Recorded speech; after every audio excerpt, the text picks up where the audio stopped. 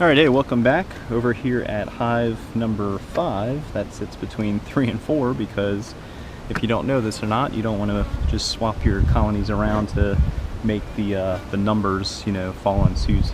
So let's give them some smoke. If you didn't check out last week's video, that was the first time I got into this hive, which was a colony, or obviously a colony. It was a swarm, that's what I meant to say. It was a swarm that I moved over from my buddy's place, who lives directly 3 miles away. And I left him out here for a full week. Come to find out, here I'll grab a few. He may have mentioned this, I can't remember. But I know he was short on equipment, that's why we swapped deep boxes, and I have this gray one, that's the color he uses. But I found, like I said, he may have told me and I just totally forgot, but I knew he was running out of equipment. But I found a few shallow frames in the deep, and if you watch the video, you'll see my reaction. I was a bit surprised at that, but luckily I had a few extra frames around. And the main takeaway with that is I did not find the queen. They had a ton of bees. They hung out for a full week. I fed them some sugar water. They drained the jar on the front now, which is their second. So I fed them 2 quarts or a half gallon of sugar water. Looks like they used it nicely, built up some comb. However, like I was trying to say, I couldn't find the queen. No eggs, no brood, no queen herself, so it looked like they were totally queenless. Luckily, as I was inspecting the rest of the colonies last week, I found, I believe, don't quote me on it because I can't remember, doesn't really matter, but I found 2 frames that had 2 swarm cells on each, so 4 capped queen cells, swarm cells, between 2 frames in a previous colony. I think it was this one, I think it was hive number 3 actually, that I removed and placed into hive number 5, the new hive, the swarm I removed from my buddy's place 2 weeks ago maybe? Yeah. So, given how mature the queen cells are, this week, I'm really checking to see if they hatched out. And if they hatched out, it is possible the queen has made it and returned. But nonetheless, I have my handy queen clip ready that works half the time. Let me give you a good idea of what the front entrance looks like. So they have some nice activity. I have not seen too many bees making orientation flights. So if you don't know, bees typically do that when they first hatch out to orientate themselves to the colony. That's why it's called orientation flights. You'll see them out here just hovering around, and some people confuse that with robbing. I don't know if I've ever actually witnessed a robbing situation, but I do know what orientation flights look like. So they still have bees coming and going. Let's get into the hive and see if they have a queen or not. So a little bit of a different vantage point from last week. I have the camera more elevated. It's at almost at, pretty much at head height, so just about 6 foot, sitting on hive number 4. Let's just give them a little more smoke, and let's see what's going on.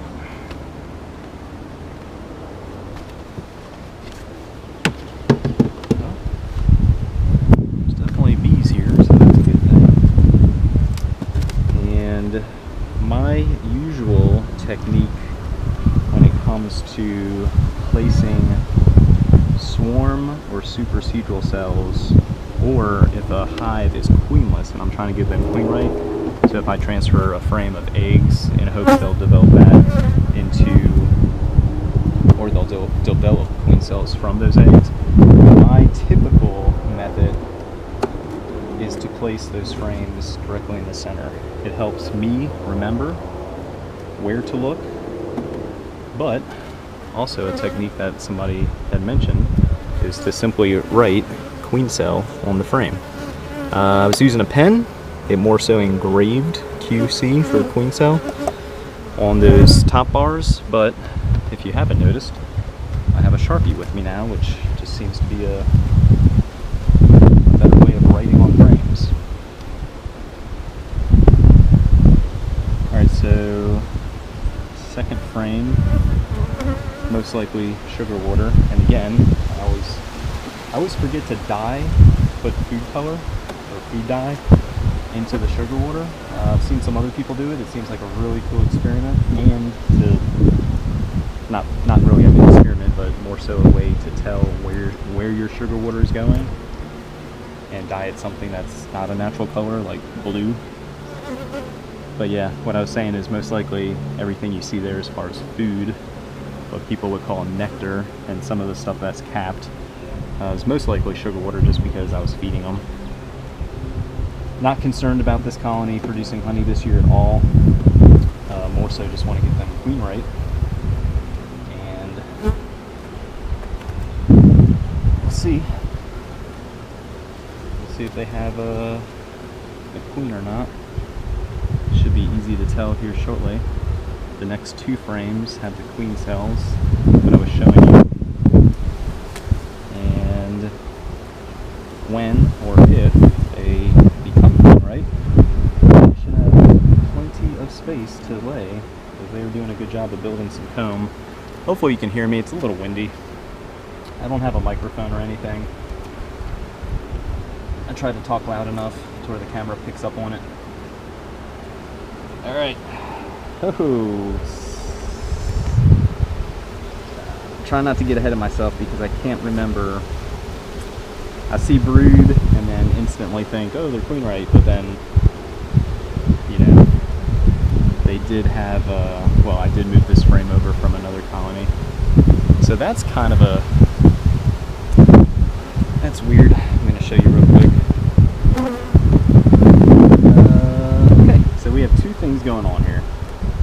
So one, if I can show you, that looks like what people refer to as an assassinated queen cell, because, oh look, there's a mite on that bee. That's like the first time I've seen a mite on an actual bee in a colony. So yeah, back to what I was saying. That looks like an assassinated queen cell because it's chewed out on the side, because this one here looks like it hatched. Alright, so now at this point I am checking for eggs, and I am checking, well, I'm going to try and find the queen. So since, well actually let's look for some eggs first. And there's another one.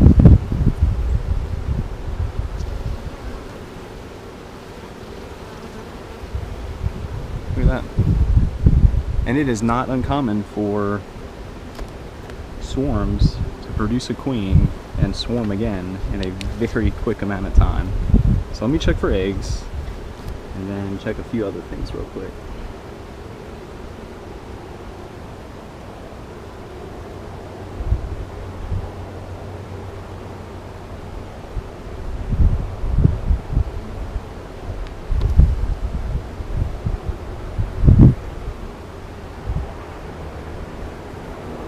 But yeah, that definitely looks like a queen that has hatched. So there is a possibility, because I just moved them over last week. She's still a virgin queen, which can be difficult to locate.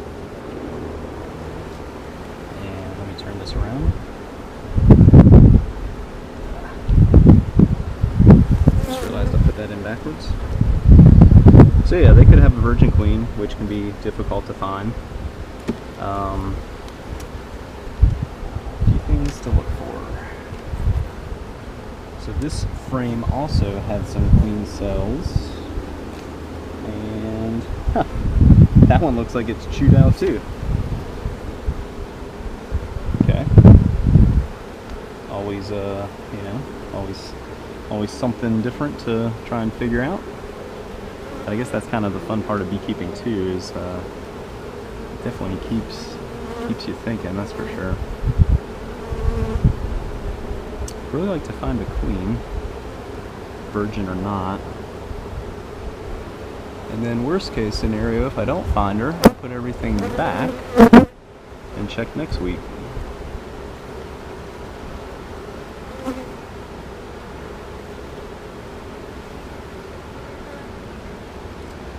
There's only one more frame to check anyway, because the rest were new frames I moved over.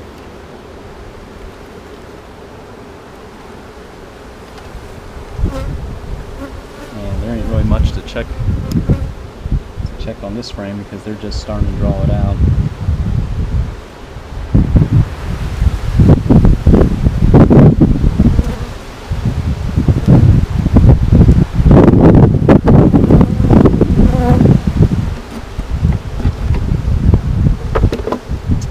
Just gonna move these frames out of the way, give myself some space to work, but I am going to go back through them real quick. I mean, not real quick, but I'm just going to go back through them. How about that? And just double check. I really just want to see if I can find a queen or not, because it looks like they have 2 queen cells that hatched. So you'd think you'd be able to find one, you know?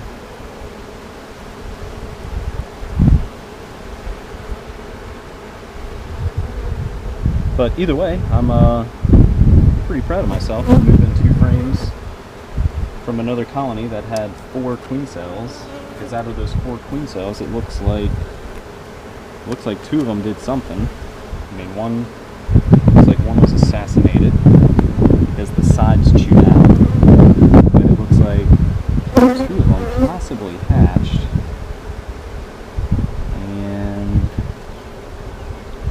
Really sure what to make of that.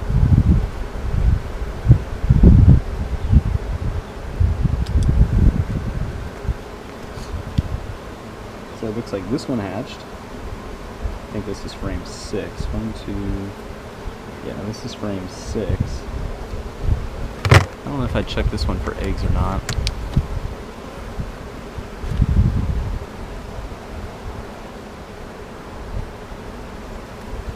I don't find any at this point.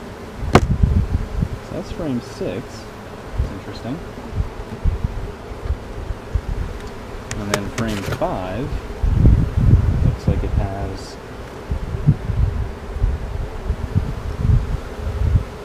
a truly hatched cell and an assassinated cell right there. So hatched, what I'm showing you now, assassinated, because the sides chewed out. So a queen will chew out the direct bottom, or the worker bees will help her. So because that one cell is chewed out from the side, that makes me believe the first queen, the center there, hatched and stung the other cell, and then the bees tear it down and chew it out.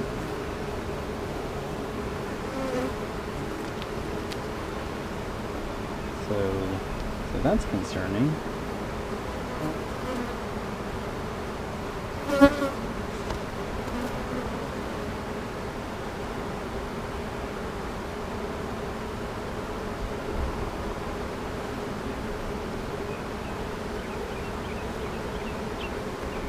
Check the last few frames briefly, just to see if I can find anything that possibly resembles a virgin queen.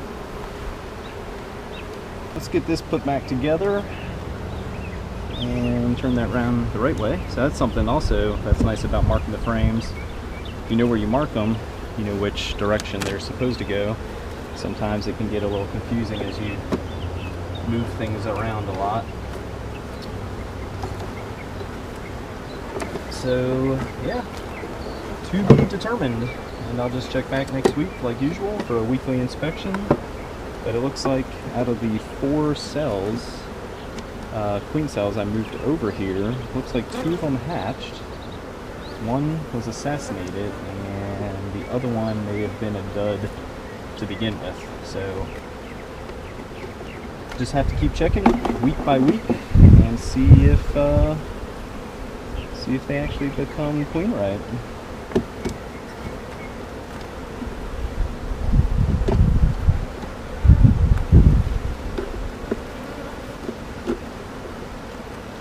So in my opinion, swarms are always interesting because you really just don't know how things are going to go. You don't know when you capture a swarm if you have the queen. And from my experience, even a captured swarm, I've captured a few, well last year, none this year yet, just kind of good and bad. It's exciting to capture swarms, but at the same time, if you're kind of in my position where you're running low on equipment, it's I don't know, it's a bit of a conundrum what to do when you capture one. Anyway, so last year captured a few swarms and they built up great. I thought I was going to have this fantastic honey producing colony, and then I come out to inspect them weekly and they've already swarmed again, and that cycle happened quite a few times. So point being, when you have a swarm, you really have no idea which directions it's going to go until it stabilizes. So that's just a weekly follow-up on hive number 5. So again, last week I inspected them for the first time after I moved them to the bee yard the week prior. So they were here for a full week, inspected them for the first time, couldn't find the queen. Luckily enough, I had another colony that produced 4 swarm cells on 2 frames. I moved both of those frames over here. It looks like these bees have done a nice job of capping a lot of that, well, a lot of those cells that had eggs, and feeding the eggs and the pupated larvae, so they've become capped as well. But more importantly, it looks like some of those queens have hatched. So at this time, it's really just a matter of waiting and checking back weekly to see if either of those queens that possibly emerged has made it, returned, and started laying to build this colony back up. Alright, hey, thanks for watching Cole's Farm, Jacksonville, North Carolina. Beautiful Monday, weather's in the low 70s, it feels fantastic out here. And if you haven't done so, please subscribe, hit the bell, you'll receive notifications of future videos. And if you want to check us out on Instagram and Facebook, we're also there. And you can find us by searching Cole's Farm NC. All together, should get the job done for you. Alright, hey, check us out next week for another routine inspection of hive number 5. Let's take a look at the front, see what it looks like, see if it's the typical post-inspection chaos. Not really. I'm going to feed them another jar of 1-to-1 syrup just so they have an immediate food source available to continue to build out more comb on some of the frames that need it. It looks like they've done a pretty good job so far using all the syrup I've given them. So I'm just going to provide them some more just so they can keep drawing out all the comb, of course, and provide the queen enough space to continue to lay. Alright, check us out next week. Thanks for watching.